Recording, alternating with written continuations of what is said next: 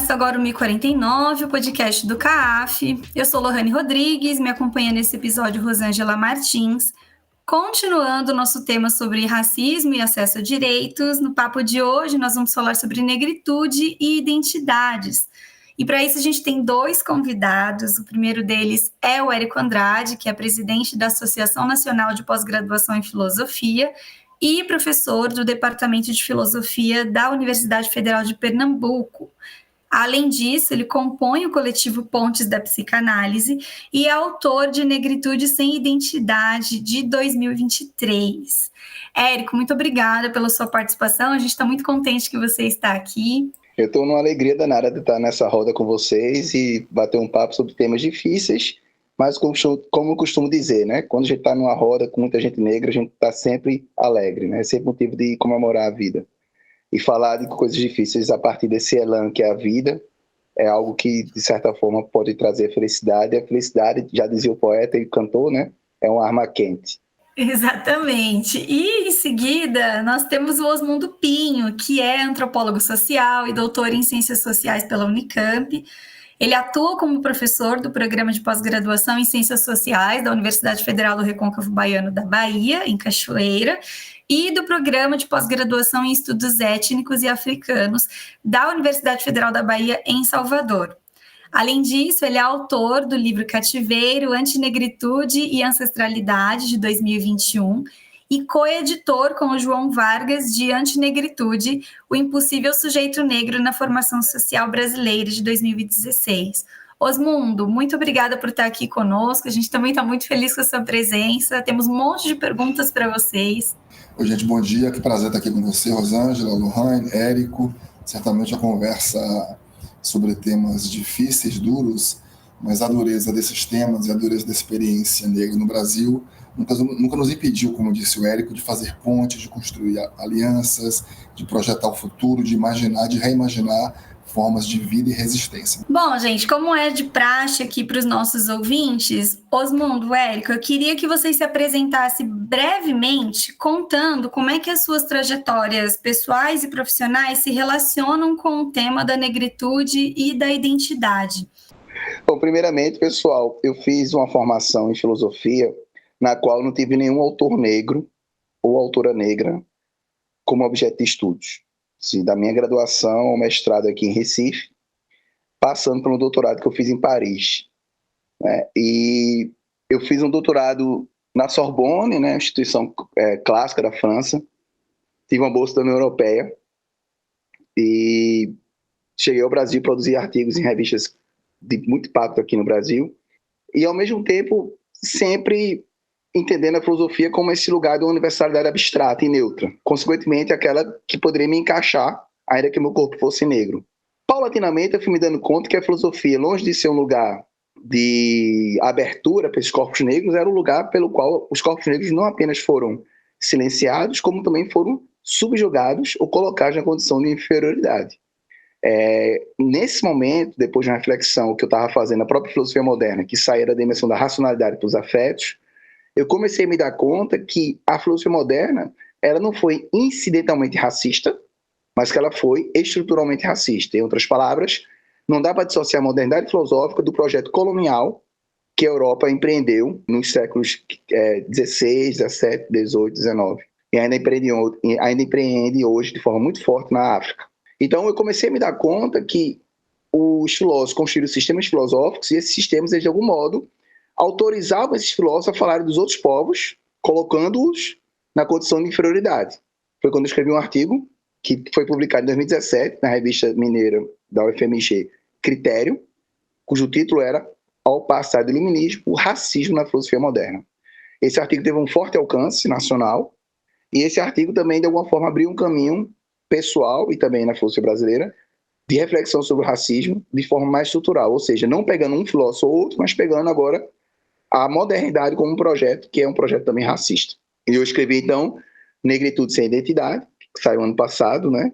Osmundo e Vargas, vocês estão nas referências, tá? No meu livro, porque essa discussão da negritude e antinegritude é uma discussão que me atravessa, eu tenho feito essa discussão na psicanálise, eu tenho um artigo cujo título é justamente Negritude e Antinegritude na Psicanálise. que é um artigo que foi publicado na revista do Rio, Tempo Psicanalítico. Então eu comecei a me dar conta de que a filosofia podia funcionar como cativeiro. É evidente que a filosofia não se resume à condição de cativeiro, é óbvio, é evidente e indiscutível. Mas é importante que a gente tenha essa noção de que é um projeto, sim, racista, e de que a gente pode subverter esse projeto a partir não apenas dos próprios filósofos modernos, mas, sobretudo, desse grande material de filosofia que é feito por filosofia de povos do sul global. Então, eu comecei a me dar conta da importância de debater não apenas a questão da negritude, mas também a questão dos indígenas, das indígenas, e também debater a filosofia de forma mais ampla, para que ela pudesse corroer essa construção eurocêntrica que marca a filosofia brasileira do ponto de vista de sua formação institucional. Porque do ponto de vista da sua formação de militância e de reflexão, como disse ali Carneiro, a filosofia brasileira ela é negra, né? Assim como é a psicanálise. E eu estou justamente agora empreendendo a tarefa de mostrar a psicanálise negra no Brasil. Bom, é isso, para começar o bate-papo. É curioso porque, em relação à minha trajetória, porque atualmente tenho trabalhado, recentemente acabei de submeter um artigo resultado do meu projeto de bolsa de produtividade, discutindo um pouco os processos de emancipação político na Bahia no século XIX, a luta contra os portugueses, mais especificamente o entrecruzamento, digamos assim, multissemiótico de fontes e referenciais, tanto visuais como historiográficos, como literários, para produzir alguns tropos relevantes para, digamos assim, estabilização de narrativas sobre a identidade e sobre as trajetórias de emancipação na Bahia. Não? Muito particularmente me interessa, ainda me interessa e me interessou nesse trabalho, nesse artigo, uma imagem que é um quadro pintado pelo pintor niteroiense Antônio Parreiras, Primeiros Passos para a Independência. Mas o que é interessante nesse diálogo com o Érico é porque a discussão sobre o significado da liberdade parece de modo muito importante, tem aparecido nas minhas reflexões, tanto no material historiográfico, como também num plano assim, de reflexão filosófica, não? Digamos assim, se eu posso falar assim. Quer dizer, o que significa liberdade para os pretos e pretas no Brasil. Não? Nesse período, no século XIX, nas lutas pela emancipação, estava na boca dos senhores de engenho, das elites militares, políticas, eclesiásticas que lutavam contra os portugueses, uma reivindicação de liberdade, não? Toda uma metáfora dos grilhões, do cativeiro, da escravidão, que os brancos escravistas se sentiam em relação aos portugueses. Não? A ninguém ocorria, ou melhor, ocorria, não? Mas a ninguém constrangia reivindicar liberdade quando mantinham escravos escravizados e escravizadas. Não? Então a ideia de liberdade surge inclusive no contexto do iluminismo europeu, e eu estou lendo Kant para entender isso melhor. Quer dizer, a ideia de liberdade e a ideia de humanidade surge no contexto da expansão máxima da escravidão nas colônias, não? Nas plantations no Caribe, no Brasil. Então essa contradição, ou essas ultrapassagens e tensões entre leituras historiográficas e a formulação filosófica da liberdade é algo que tem me interessado muito. Não? Eu sou de Salvador, baiano, natural de Salvador, nasci e cresci no centro da cidade. Não? Então, na memória de minha infância, o ruído do centro urbano, não? E a paisagem preenchida pelo corpo negro me marcou profundamente. Não? Vindo de uma família negra baiana, não? Completamente informada por tradições afro-brasileiras, também vivia seduzido pela modernidade e pela modernização. E acho que essa tensão, não? Entre tradição, uma vinculação ancestral, digamos assim, não? E as contradições, como diria, os constrangimentos, não, que a modernidade impõe, acho que conformaram em grande medida o meu interesse e a minha trajetória. A minha tese de doutorado, que eu defendi na Unicamp em 2003, isso não faz, por incrível que pareça, já 21 anos, não, discutia a formação de sujeitos negros no contexto da redemocratização e também reafricanização. Não? Quer dizer, saindo, esse ano o ILEAE fez 50 anos, saindo do pós-ditadura, organizações como o ILEAE, digamos, reinventaram um lugar identitário para o negro, fizeram novas propostas de imaginação estética e subjetiva, um contexto marcado pelo autoritarismo, pela repressão, obviamente pela violência e pelos marcos estruturais da antinegritude. Após a defesa de minha tese de doutorado, eu trabalhei no Rio de Janeiro há alguns anos, e o projeto principal, talvez, do qual me ocupei no Rio, eu morei no Rio por 8 anos, um pouco mais, tinha a ver com também formas de subjetivação imprensadas, não, entre a pobreza, a exclusão e o racismo, não, e apelos de modernização. Tínhamos um projeto de pesquisa etnográfico e também com uma abordagem algo sociológica que desenvolvemos em São Gonçalo, essa cidade da região metropolitana do Rio, mais particularmente num bairro chamado Jardim Catarina. Nesse contexto, a articulação raça e gênero me interessava num contexto marcado por uma experiência de periferialização muito aguda, não? Uma percepção dos próprios sujeitos, não? De uma exclusão muito aguda. Tanto na tese quanto no trabalho em São Gonçalo, já apareciam questões de masculinidade, e foi esse tema que eu passei a trabalhar mais intensamente quando regressei à Bahia, quando passei no concurso no UFRB em 2008. Então, de lá para cá, tenho trabalhado bastante com masculinidade. Nós temos um grupo de pesquisa que tinha um projeto que atuava nesse campo na escola pública, e um pouco da experiência que deu lastro para a minha produção recente, e mais recentemente, então, que eu tenho me voltado para esses temas mais teóricos também do campo da literatura e das artes visuais, ainda com interesse em modernidade, nas contradições da modernidade, que a partir de minha estadia no Texas, em Austin, trabalhando com João Vargas, puderam encontrar uma configuração teórica que me parece mais produtiva, não? Justamente na relação com o pensamento radical negro, com a teoria da antinegritude e com o afropessimismo, que é um pouco a reflexão que eu trago em meu livro Cativeiro, Antinegritude e Ancestralidade.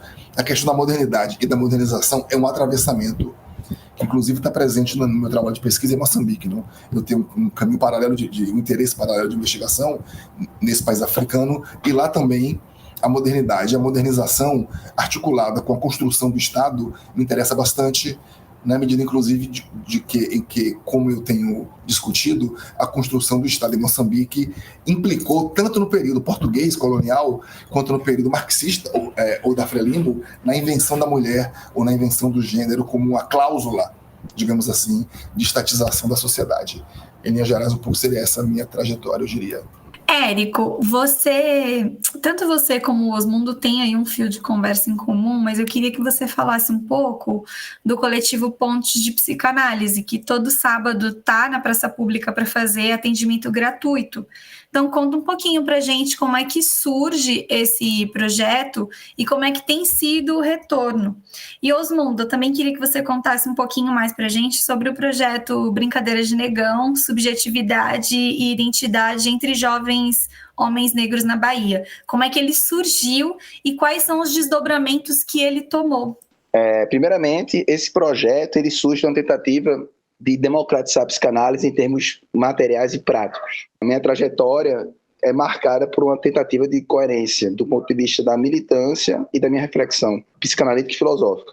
Então, eu escrevi um texto na Folha de São Paulo há 2 anos e pouco, que causou uma grande celeuma nacional. Eu recebi respostas em vários jornais do Brasil e de pessoas com muito capital cultural na psicanálise.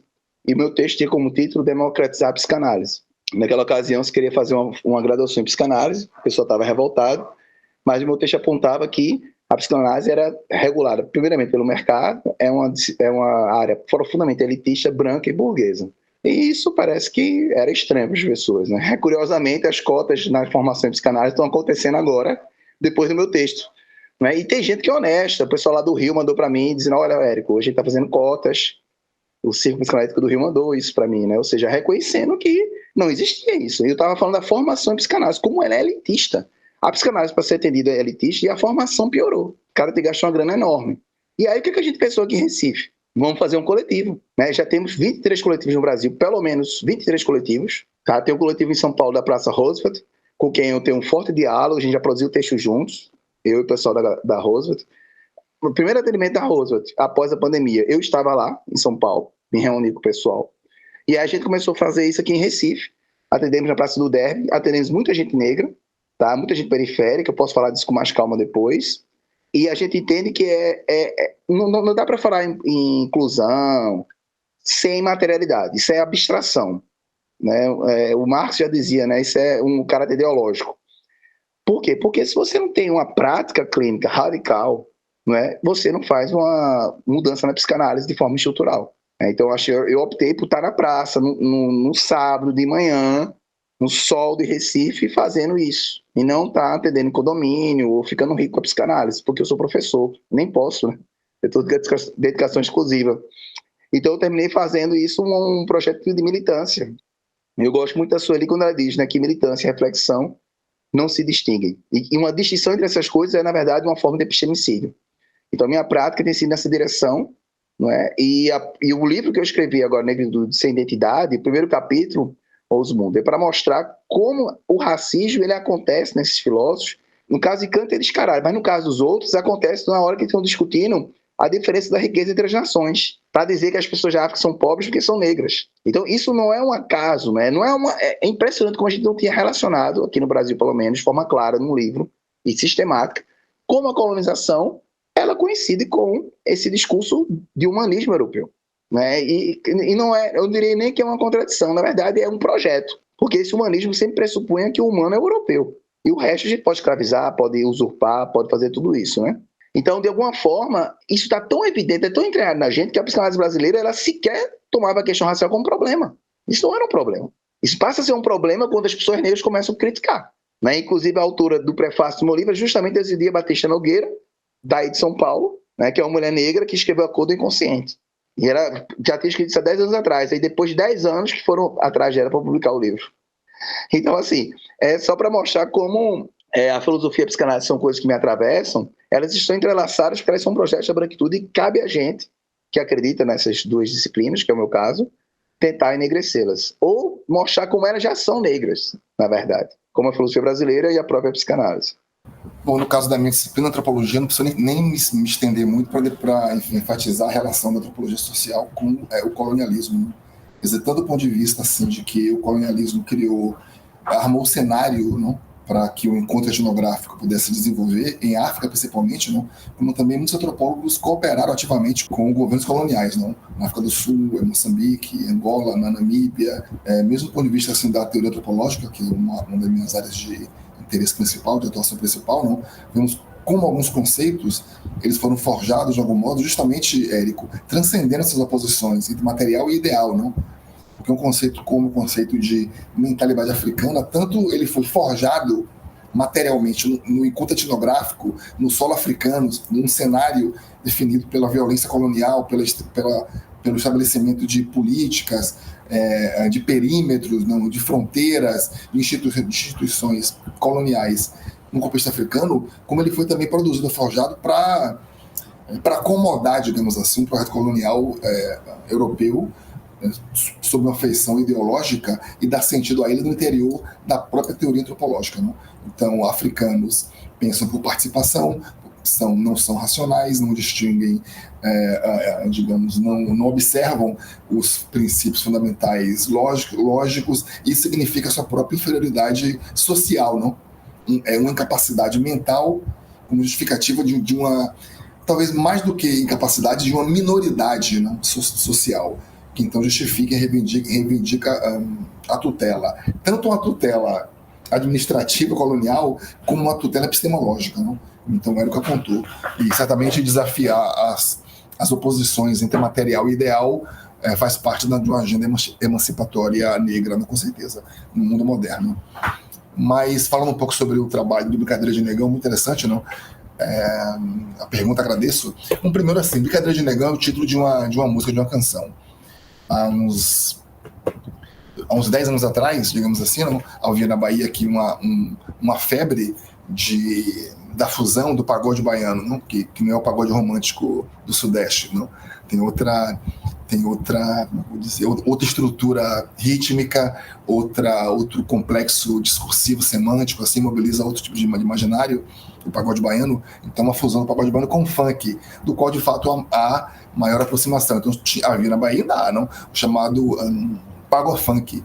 E havia uma música de pagofunk chamada Brincadeira de Negão, que, em seu sentido, para a gente, sintetizava, como a gente sugeriu, de modo certamente provocativo, uma estrutura elementar da masculinidade negra, porque incorporava sexualidade, raça, violência, desejo, digamos assim, nessa chave, digamos assim, colonial e crítica, digamos assim. Não? Talvez eu possa depois explicar melhor o que eu quero dizer com isso.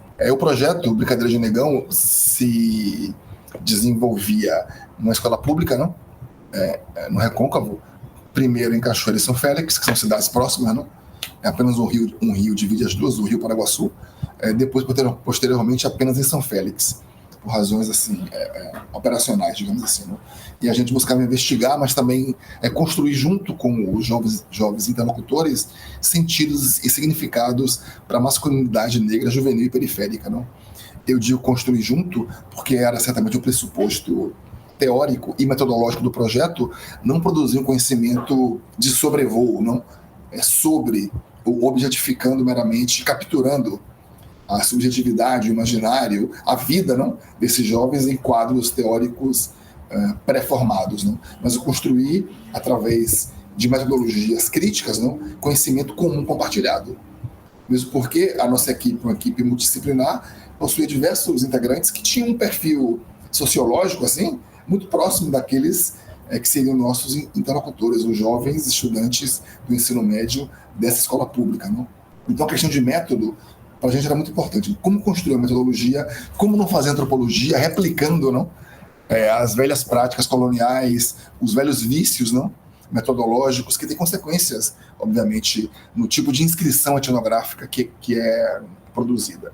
Então nós propusemos e realizamos atividades tanto de caráter assim mais etnográfico, como também de caráter mais intervencionista ou crítico, às vezes com muita tensão. Então, com a instituição, tivemos alguns embates, quando primeiro nós propusemos um debate sobre a história do candomblé na região, a um autor, um historiador que é não local, mas que é filho da região, o Edmar Ferreira. Ele tem um livro muito lindo chamado O Poder dos Candomblés. Ele faz uma história da formação das casas de santo em Cachoeira, não? E propusemos o debate na escola, não foi possível. A diretora nos disse, alguns pais vão ficar incomodados de trazer esse tema para a escola pública.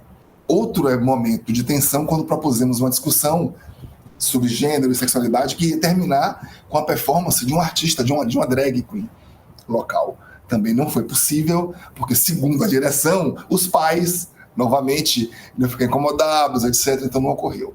Então, um pouco para mostrar como nós navegávamos nesse ambiente. Nesse ambiente foram produzidas trabalhos de conclusão de curso, de graduação em ciências sociais, dissertação de mestrado e também uma tese de doutorado, ou duas, na verdade, não? Com base na experiência, porque, como eu disse, a equipe era grande, eu era apenas o coordenador.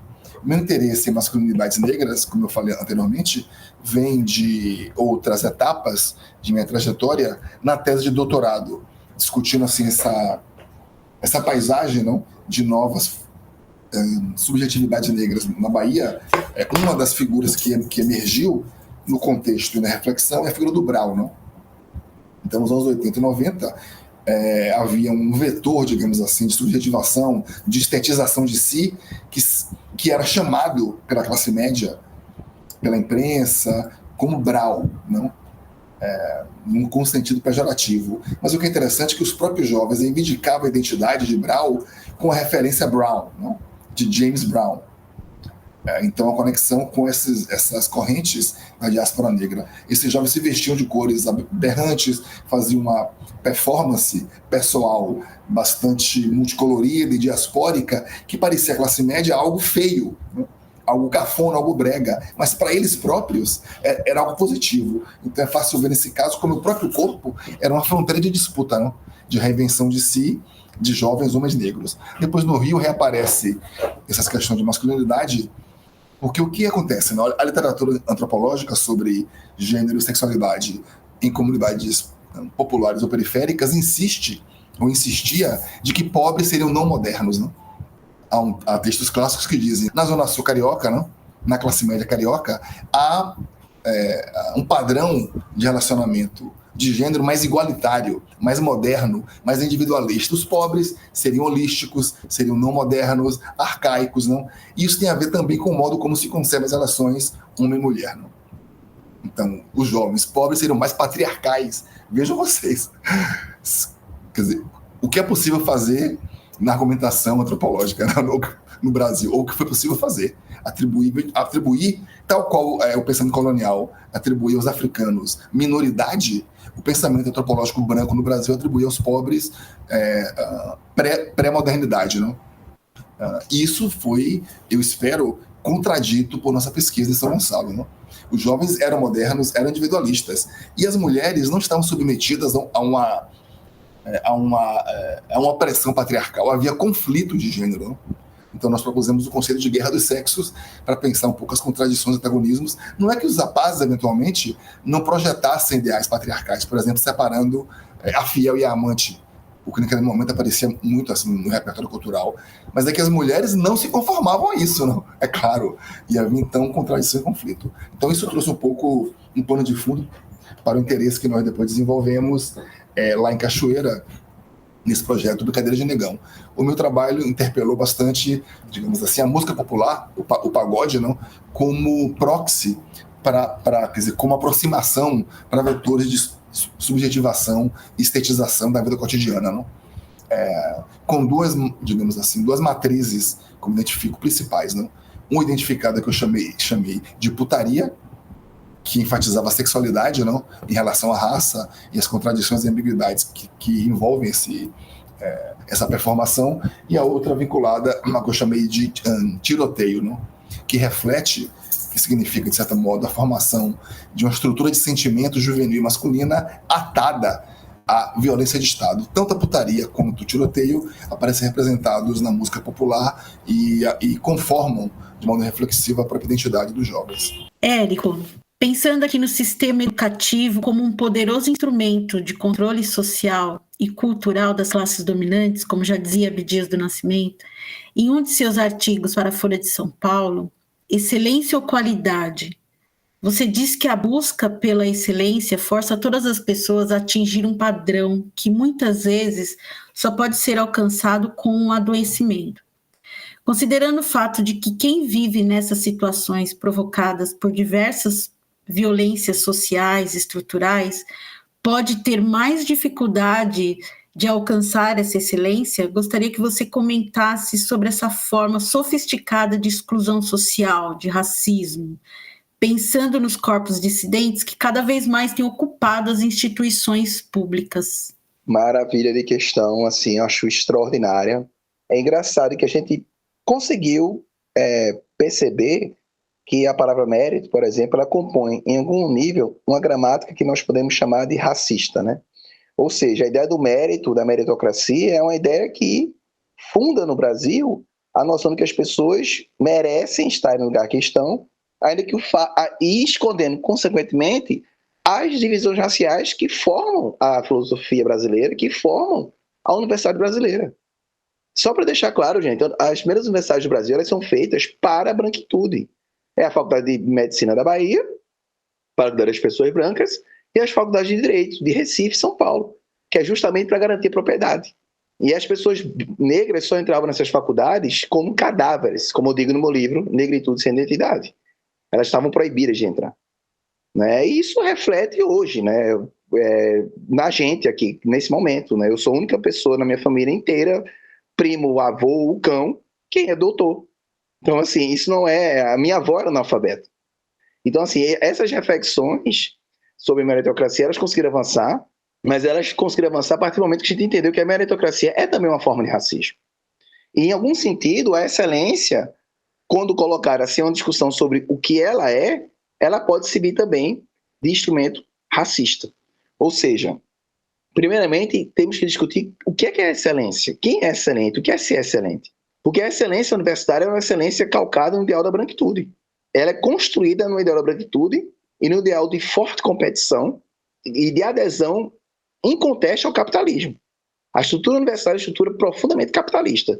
Então, o que a gente percebe é um adoecimento generalizado, isso não só no Brasil, porque é muita coisa do espírito do tempo, né?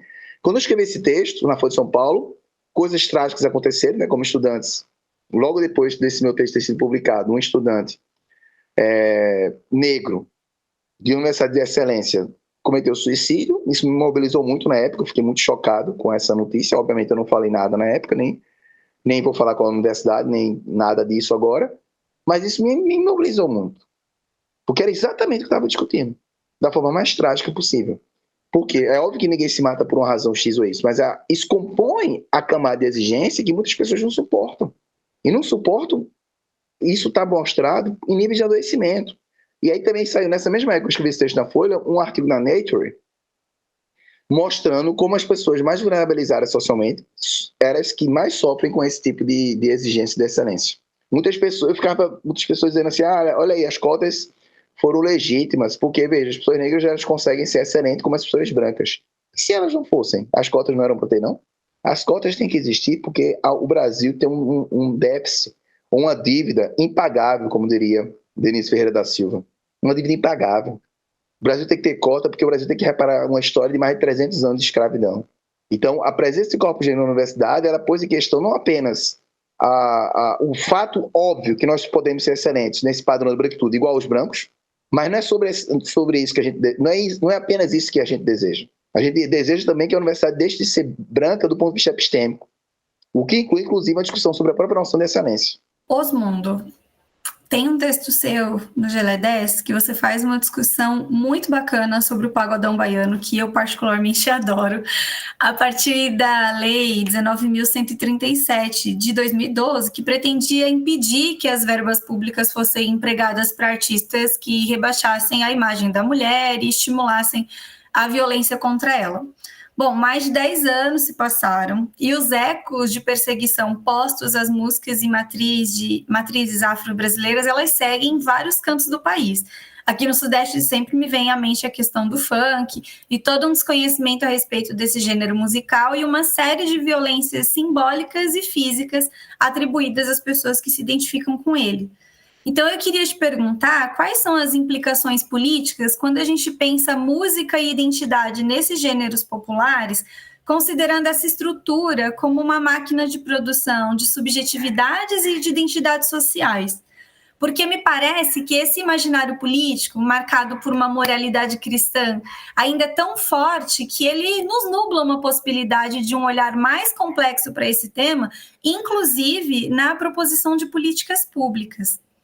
Quer dizer, como você apontou, há anos atrás, um conjunto de atores, de atrizes aqui na Bahia, que incluía feministas brancas, acadêmicas, políticos de esquerda, alguns parlamentares com mandato na Assembleia Legislativa, propuseram uma lei que ganhou as ruas com o nome de Lei Anti-Baixaria, não?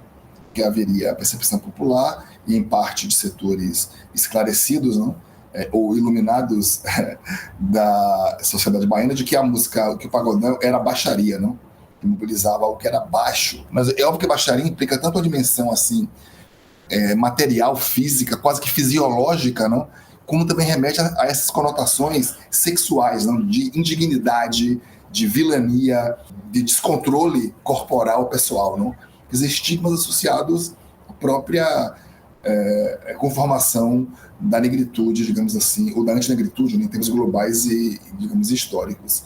O tema e a discussão tomou as ruas da cidade e, de um modo, acho que muito significativo, não, eu diria, e muito agudo também, parecia opor o homem negro à mulher, não? E reposicionar o homem negro nesse lugar do predador, não? Do sujeito ameaçador, do abusador sexual, não? Um estereótipo que reaparece na história em diversos momentos, em diversos contextos, não? Na África, nos Estados Unidos da América, no Brasil. Então, como desconsiderar a historicidade envolvida na discussão? Então, esse é o meu argumento principal naquele contexto. Como desconsiderar, como você aponta, a história recorrente, não, de perseguição e abuso a formas culturais expressivas negras, a música negra, a tradição negra de estar junto, de celebrar, de dançar, de cantar, de fazer músicas. Desde o século XIX, a música popular faz referências sexuais, né? Alusões ao duplo sentido da sexualidade, porque, claro, a sexualidade faz parte da vida. De um modo como as culturas africanas entendem a sexualidade é muito diferente, não? Como eu disse, eu estava há pouco tempo atrás na África do Sul, e é fascinante ver como as mulheres africanas é perceptível, tem outra relação com o próprio corpo, né? Com os homens, não? Digamos assim, livres, não submetidas, não, aos regimes morais sexuais, digamos, ocidentais, a um poder feminino africano que tem a ver justamente com a sexualidade, não? Mas não assim, é claro, para o pensamento ocidental, europeu, cristão, não? Que separa corpo e mente e vê o corpo como algo negativo, não? Como a morada do pecado, do vício, da corrupção, da degradação, e a sexualidade como como portão do inferno, não? Mais ainda, a sexualidade da mulher, não? e mais ainda da mulher negra, é claro. Não? Tudo isso reinstitui um lugar de policiamento de violência para a cultura negra, para formas expressivas negras, no funk, no pagode, no samba nos anos 30, no Brasil 40, na capoeira, e assim por diante. Não? O que é curioso, não?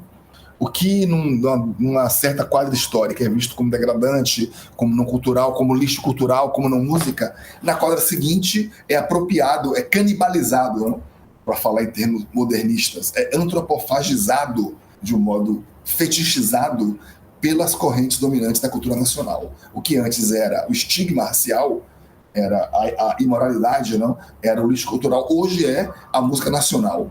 Tudo bem que a gente passou um verniz de bossa nova para ficar mais palatável, ou mais aceitável, ou mais harmônico. E mais importante, é óbvio que para a tradição cultural africana ou afro-brasileira, ou amé-africana no Brasil, arte e vida não estão separados. Não? Então o samba, o funk e o pagode não são apenas gêneros musicais ou formas estéticas, são modos de relacionamento com o próprio corpo, com a própria história do negro. Não? A lei foi inócua, é claro, não deu em nada, não serviu para nada, só para reforçar o estigma contra a música popular negra, as músicas de caráter licencioso, não? Ou de cunho sexual na Bahia seguem a todo vapor. Não dá para esquecer que em tempos coloniais, ainda hoje, não? A moral e a moral sexual era uma linha divisória, não? Entre sujeitos dignos e indignos, entre pessoas plenamente humanas e aquelas quase humanas ou para-humanas, porque justamente submetidas ao próprio corpo, aos próprios apetites, não? Incapazes do pensamento reflexivo, crítico, não? Da liberdade, digamos assim, ao fim e ao cabo, não? Porque prisioneiras da própria afetividade, da própria sexualidade, do próprio corpo, não? Então, mais próximos dos animais. Então, se comportar de modo moral, tal qual o Érico aponta, segundo padrões europeizantes, não? Seria uma carteira de identidade, seria o...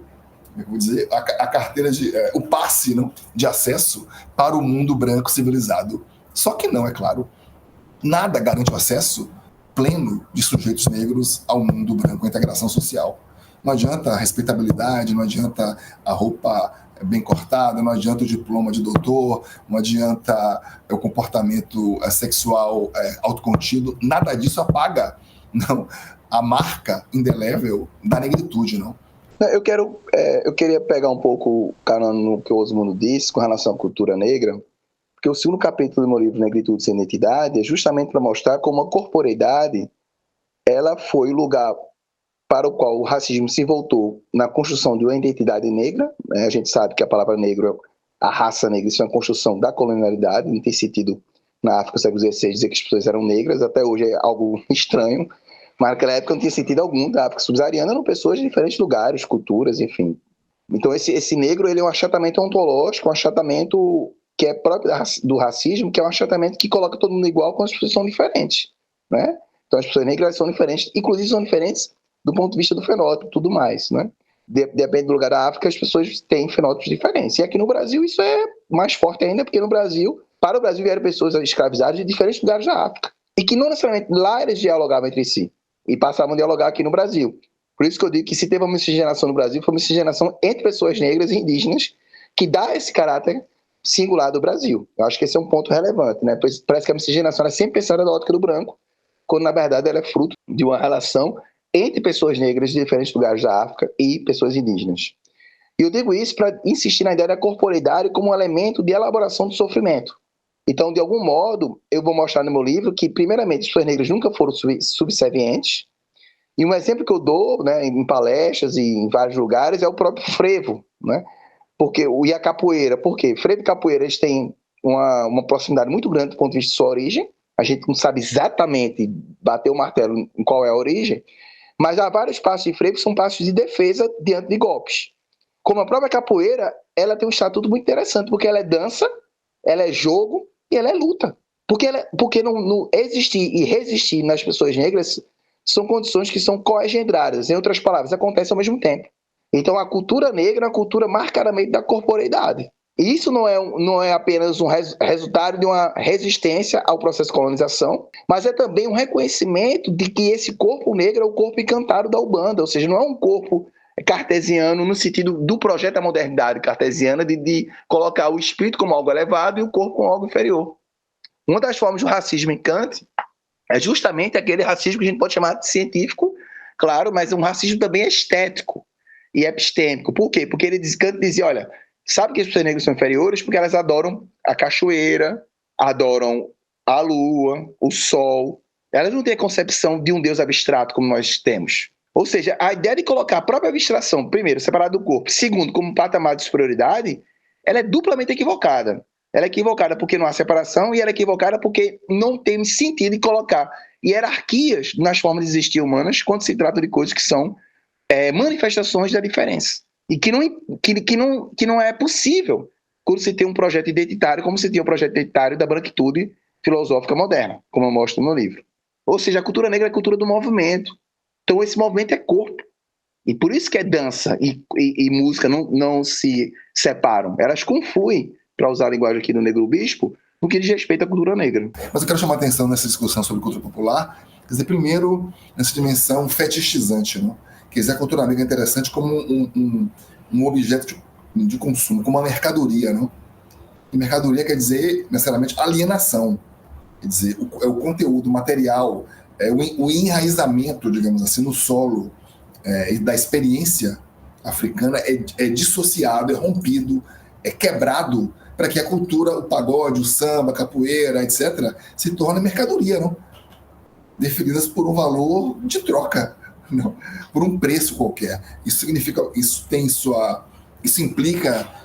necessariamente em uma alienação da cultura negra do sujeito negro. Então, a cultura negra, o pagode, por exemplo, o baiano, é bem-vindo em espaços da elite branca, mas não os próprios pretos e pretas. Não? O funk, eu sei, nós sabemos, não, faz sucesso em boates de luxo, em São Paulo, no Rio, mas não as pessoas pretas que inventaram o gênero musical, não? E assim por diante. Então, a cultura negra é boa, mas pessoas negras não são legais, não? Por fim, sobre o Covid, a Lohane comentou, não? A gente sabe que em Belém, não? O trabalho doméstico foi considerado pela Câmara de Vereadores como um serviço essencial. Então, durante a Covid, as empregadas eram obrigadas a trabalhar, ou eram autorizadas a trabalhar, porque o trabalho doméstico era um serviço essencial e as pessoas da classe média branca não tinham como lavar o próprio prato, ou passar a própria roupa, fazer a própria comida, precisavam, como diz o Whindersson, não? A negritude é essencialmente um recurso para as pessoas brancas. Psicanalistas negras como a Neuza Souza Santos, a própria Isildinha Batista, né, que são referências muito importantes no seu trabalho. E eu vou trazer aqui um trechinho do prefácio, que a Isildinha, inclusive, é muito generosa ao fazer esse prefácio no seu livro. Vou ler um trechinho aqui. Do olhar do outro, um estereótipo se constrói. Logo somos aprisionados no corpo negro, tornando tal estereótipo uma realidade psicológica. A mancha negra é a mancha da imperfeição, o signo que atravessa os mais diferentes códigos sociais. O negro trava uma luta eterna para ser incluído. No limite, a inclusão nunca é obtida, porque o corpo negro sempre permanecerá como marca da exclusão. Nesta perspectiva, gostaria que você nos explicasse quais os impactos do racismo na saúde mental, sobretudo quando pensamos nessa corporeidade negra experienciada que vocês acabaram de falar, na verdade, né? Eu estava pensando nisso hoje, curiosamente, tentando fazer uma análise da minha vida, né? Sempre penso sobre essas questões, tanto na minha análise pessoal quanto na minha vida cotidiana. Eu estou pensando um pouco no que eu vivi e nas violências que eu sofri na minha adolescência e infância, lá no Engenho do Meio, no bairro aqui do subúrbio de Recife. E eu era um cara que estudava no colégio classe média, então eu vivi essa coisa, tá no subúrbio, tá na classe média. E aí meu livro, no último capítulo, ele fala um pouco da minha própria experiência e como eu vou lidar com isso na psicanálise, né? Entendendo que a psicanálise ela tem que ser racializada. Por quê? Porque parte significativa do sofrimento das pessoas negras está atrelada ao fato de simplesmente elas serem negras. E quando eu faço um esforço de memória para perceber quem eram os alvos de bullying, que a gente chama bullying hoje, né? Quem eram os alvos de crítica, quem eram as pessoas que eram colocadas como estigmatizadas, eram as pessoas negras. E mesmo quando a pessoa negra tinha destaque, ela era também motivo de sofrer violência. Eu lembro que eu era um jogador de xadrez da rua, né? E do colégio, enfim. Isso não era para um corpo negro ser, naquela concepção. Eu lembro que um cara ficou tão revoltado uma vez comigo de tanto perder no xadrez que ele queria partir para cima de mim, um cara branco. E eu fico vendo como isso era muito forte na minha adolescência e infância. Então é como se o meu corpo ele fosse desautorizado de estar em um lugar de destaque. Sendo que eu era líder do Grêmio da escola. Então, assim, de alguma forma, o meu corpo ele desafiou isso, né? E hoje eu percebo quanto dessa violência não foi usada por mim, não foi, diríamos assim, não foi defendida por mim por meio da ideia de que eu era pardo, que eu não era negro. Embora, claro, meu apelido era negão, chocolate, enfim, brown, marrom. Então, eu tentava dizer que era pardo, por vezes não sofria tanto, mas eu percebo que eu estava sendo o tempo todo racializado por ter um corpo negro. E quando eu faço minha clínica psicanalítica com pessoas negras, além do coletivo que eu componho e atuo, eu faço uma clínica psicanalítica social particular, e nessa clínica de 6 pessoas que eu atendo, 4 são negras, eu percebo o grau de destruição subjetiva que o racismo faz. Porque você percebe que, na verdade, a gente foi feito para não estar nos lugares de espaço de aparecimento e de poder. E muitas vezes, quando a gente consegue atingir esses lugares, a gente se culpa. A gente se culpa muito mais que o branco se culpa. A gente se autodeprecia, como diz a própria Zildinha. A gente se sabota com mais frequência. E você percebe como o racismo destruiu subjetividades negras. E nem todo mundo tem o privilégio de fazer análise, como eu faço há 9 anos, para lidar com isso. E é por isso também que eu faço essa psicanálise social. Porque eu sei que isso vai decidir a vida de pessoas, pô. O que eu queria perguntar para vocês, inclusive a respeito das coisas que a gente está conversando aqui, principalmente para você, Osmundo, é que seu trabalho ele possui uma gama de intelectuais centrais na discussão sobre o mundo negro no Brasil. Então, desde a Beatriz Nascimento, eu sou a crítica historiográfica da escravidão, o Abdias Nascimento, eu sou leitura e interpretação do genocídio negro, a Lélia Gonzalez e a noção de americanidade, enfim. Mas uma das coisas presentes no seu livro do Cativeiro, Antinegritude e Ancestralidade, é uma discussão a partir do pensamento afropessimista. Você levanta algumas premissas, né? Que é um desses conceitos que, ao ir para as redes sociais, eles são esvaziados de seus significados, ou muitas vezes as pessoas não sabem o seu significado. Então, será que você pode explicar de uma maneira muito breve o que é o afropessimismo e o que interessa deste pensamento para a gente pensar a compreensão do racismo no nosso país? Bom, primeiro assim, que afropessimismo é um termo que Frank Wilderson III, o crítico de cinema, professor de escrita criativa, ficcionista, teórico afro-americano empresta, vem de outro contexto, não? Do contexto africano, significa, de certa forma, uma certa falência no debate no continente africano, uma certa falência do Estado ou das sociedades africanas de superar o legado do colonialismo. Não? Todo mundo sabe, quer dizer, todo o drama não? Da formação nacional pós-colonial em África, não? Os sucessivos, quer dizer, tanto a dependência colonial, o modo como as independências foram às vezes construídas, mantendo intactos os laços econômicos mais que políticos, não? Entre sociedades africanas ou os novos estados nacionais e as antigas metrópoles. Todo mundo sabe das dificuldades de administração dos conflitos internos, não? Que emergiram, que foram gestados nesses novos estados nacionais, conflitos que às vezes aparecem como sendo étnicos, mas que tem muitas vezes um fundo econômico de fato realmente, não? Todo mundo sabe também todos os vícios, não? Que as elites políticas africanas, digamos assim, abraçaram e seguem perpetuando, não? Os golpes, a repressão, a violência, não? Que são temas muito importantes para o debate político, cultural, enfim, histórico em África, não? Então o afropessimismo surgiu nesse contexto, não? Quer dizer, por que a África não dá certo, digamos assim? Mas o Wilderson, que passou um período na África do Sul, não? Como ativista no Partido Comunista e no Congresso Nacional Africano, um ativista da ala radical do CNA na África do Sul, o Wilderson retraduz o afropessimismo de outra forma, não? Enfatizando, digamos assim, a incompatibilidade estrutural, essencial, metafísica, no modo como ele aponta, não? Entre o negro e o mundo. Ser negro é ser um personagem impossível, não? Inassimilável, inabordável, irrepresentável, a um conjunto de negatividades que tornam esse lugar, o lugar do negro e da negra, um lugar de aguda contradição ou antagonismo, do modo como ele diz. É antagonismo mais do que contradição, porque o Wilderson não acredita em uma superação dialética, né? Então, se trata de fato de uma impossibilidade. Onde está o mundo antinegro, o mundo ocidental, o mundo da racionalidade cartesiana, o mundo do capitalismo, o mundo da coerência entre uma idealização de si do sujeito e sua materialização? Onde está esse mundo, não pode estar o negro. Então o negro é a negação em seu grau mais extremo e agudo. E nisso ele segue a Fanon, é claro, a Franz Fanon. O Wilderson atribui essa formulação a outros autores que nem sempre aceitam, não? Então, por exemplo, Saidiya Hartman, para Wilderson, que foi a mentora de Wilderson, seria pessimista. Ela não concorda com ele exatamente, não? Assim como também a Tia Mbembe, não? Que o Wilderson refuta ser uma influência, mas o próprio Mbembe diz, não, eu não sou pessimista, quer dizer, nesse sentido. Porque, de fato, o modo como o Wilderson apresenta o cenário não deixa muita margem para visualizarmos uma utopia ou uma superação. A superação é a destruição do mundo, não? No sentido material e também no sentido cosmogônico, digamos assim, não? Autores como Fred Moten discutem o lugar da experiência negra no contexto da antinegritude, porque o Wilderson insiste.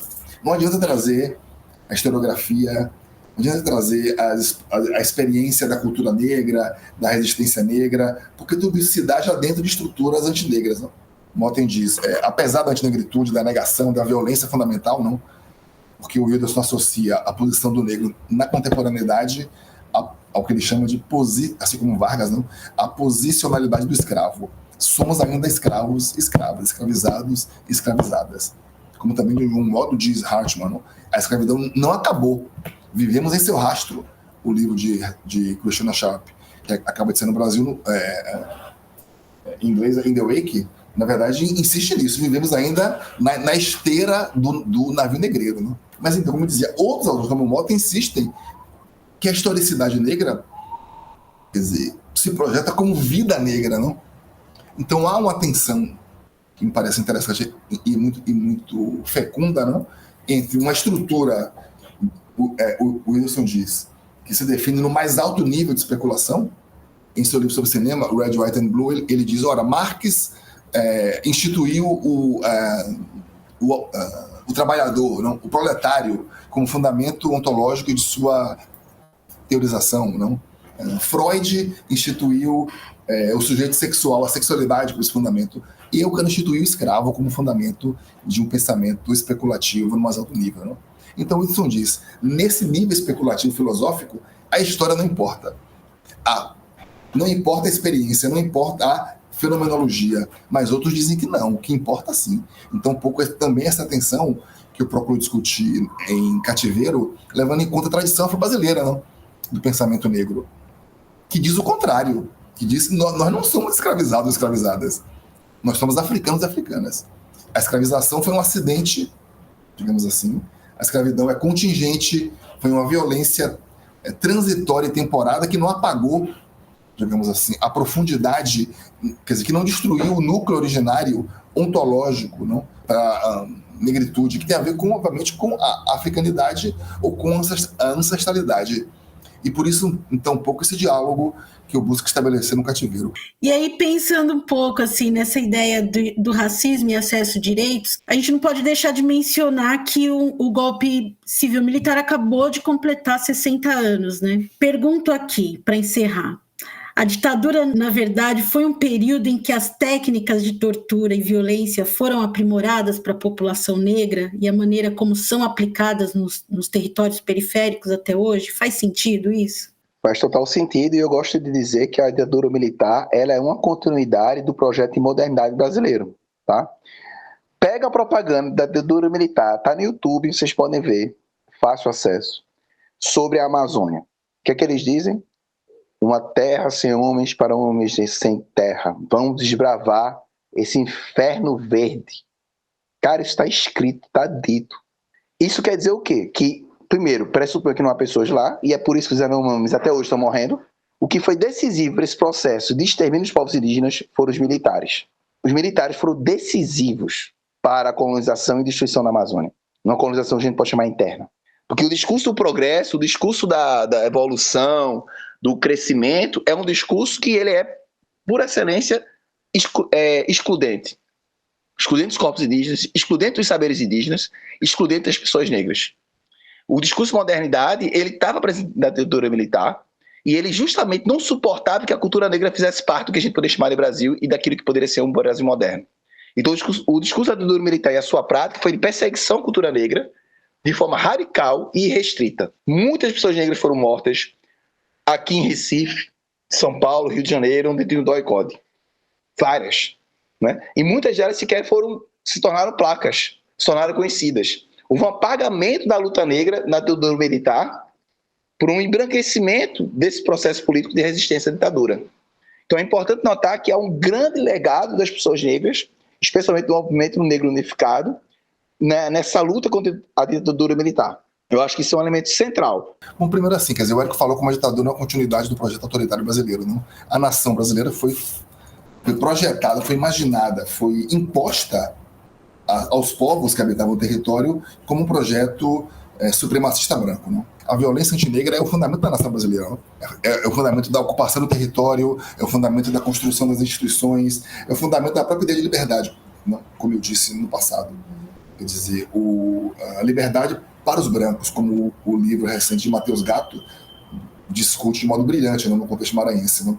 Como a liberdade projetada e planejada na República era a liberdade para seguir explorando, não, para seguir violentando, para seguir massacrando de fato os corpos negros, extraindo riqueza do trabalho negro. Não? Tanto foi o capitalismo mercantil que estabeleceu feitorias escravistas na costa da África, não? Que abriu o Atlântico para o tráfico de escravos, não? Foi a escravidão de pessoas, de seres humanos africanos e africanas, não? Que promoveu a acumulação primitiva do capital. É a alienação da mercadoria que conforma, digamos assim, também elementos para a nossa própria alienação subjetiva nos dias de hoje. Mas é claro também que a esquerda branca institucional e a direita branca são faces da mesma moeda, não? Do mesmo projeto civilizatório, esquerda e direita, não? Rússia, Estados Unidos, a Guerra Fria, isso tudo, é claro, quer dizer, não, eu assisti no avião o Oppenheimer, o filme recente, não? E é muito interessante ver, não, como a linguagem, quer dizer, nada mais parecido do que dois inimigos políticos, digamos assim, não? Rússia e Estados Unidos, muito parecidos na corrida pela bomba atômica, porque estavam jogando o mesmo jogo, não? E esse não é o jogo do povo negro. Então isso também é importante ressaltar, apesar, como eu disse, de reconhecer, como faz o Érico, a contribuição dos companheiros que, e no Brasil e em África também, não, digamos assim, incorporaram a literatura e o pensamento do materialismo histórico para fazer face ao racismo e ao colonialismo. Também não dá para esquecer isso. Não? Como em África, foi o marxismo que foi articulado também em outras formas, como diz o Robinson, não? Outras formas de resistência mais tradicionalmente africanas. Não? Mas não dá também para esquecer como a esquerda brasileira, branca, foi não? Ainda muito racista, em muitos sentidos. Não? E, por fim, a questão da morte negra. Não? Quer dizer, a nação foi criada no Brasil, não só no Brasil, não? Sobre a morte, sobre a escravidão, não? E o genocídio, sobre o consumo, não? A deglutição, digamos assim, da cultura e da energia criativa, da força de trabalho, não? Do negro e da negra, e sobre a morte negra, não? Do ponto de vista histórico e do ponto de vista estrutural também. Nesse sentido, o pessimismo está correto. A violência gratuita, o espetáculo da morte negra, a degradação do corpo negro, não? São elementos constitutivos da estabilidade do Pacto Nacional. Érico, Osmundo, eu primeiro queria muito agradecer o tempo e a disponibilidade de vocês para esse papo, que foi muito bacana, a gente adorou, um monte de aprendizados aqui para nós. Dizer que as portas do 1049 estão abertas para quando vocês quiserem voltar, falar de outros assuntos, outros temas e deixar o espaço para as falas finais de vocês, recadinho final. Muito bacana realmente a conversa, o diálogo, espero conversar mais com vocês. Não li ainda o livro de Érico, mas vou fazer isso, fiquei super interessado agora, te ouvindo falar melhor, já sabia do lançamento, não, do seu trabalho, mas é muita coisa não, na cabeça de um pobre professor, né? Então, mas eu já fiquei muito interessado, vou atrás, vou ler também. Obrigado, gente. Tchau, tchau, um abraço, um prazer. Eu quero agradecer, foi uma conversa maravilhosa, gente. Fiquei muito feliz, como esperava, e ao mesmo tempo mais animado ainda em continuar esse debate, essas reflexões, e saber que esse espaço aqui é um espaço que acolhe a gente para fazer esse debate circular. Obrigadíssimo. Bom, então nós ficamos por aqui. Para nos acompanhar nas redes sociais é @CAFUnifesp. Um abraço grande e até mais.